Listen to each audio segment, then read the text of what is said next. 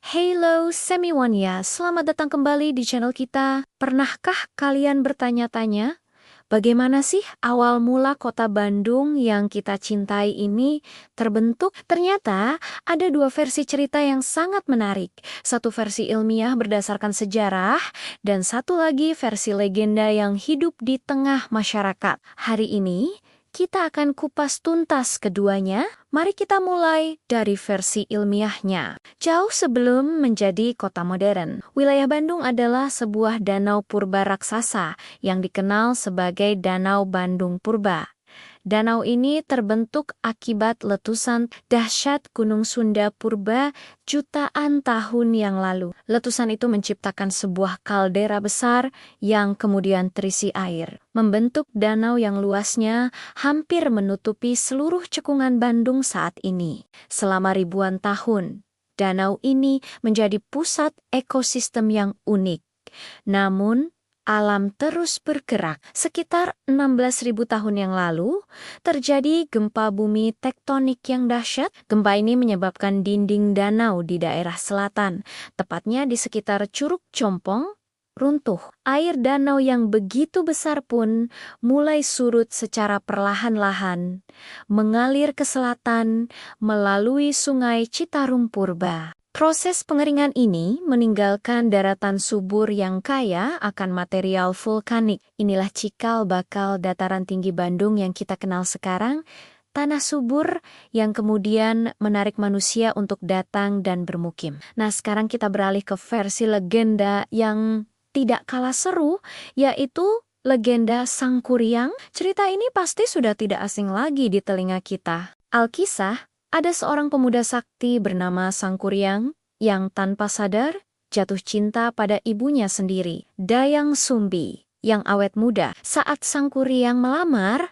Dayang Sumbi menyadari siapa pemuda itu dari bekas luka di kepalanya. Untuk menolak lamaran secara halus, Dayang Sumbi memberikan syarat yang mustahil. Ia meminta Sangkuriang untuk membuat sebuah telaga dan perahu dalam satu malam sebelum fajar menyingsing. Dengan kesaktiannya dan bantuan para jin, Sangkuriang hampir berhasil menyelesaikan tugasnya. Telaga mulai terbentuk dengan membendung Sungai Citarum. Melihat hal itu, Dayang Sumbi menjadi cemas. Ia pun meminta bantuan para dewa dan mulai menenun kain sutranya. Keajaiban terjadi. Cahaya dari tenunannya membuat ayam jantan berkokok lebih awal. Seolah-olah fajar telah tiba. Merasa gagal, Sangkuriang marah besar. Ia menendang perahu yang hampir jadi hingga terbalik.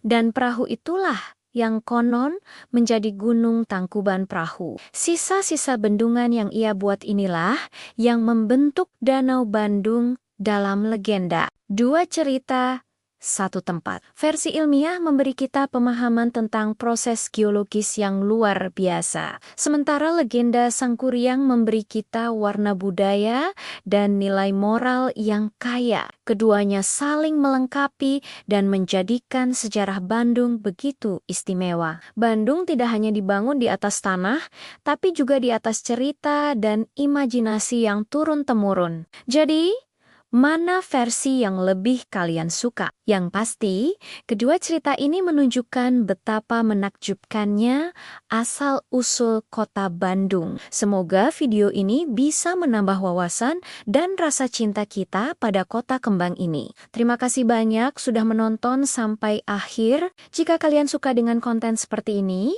dan ingin tahu lebih banyak cerita menarik lainnya, jangan lupa untuk tekan tombol like, share, dan yang paling penting subscribe channel ini ya. Sampai jumpa di video selanjutnya.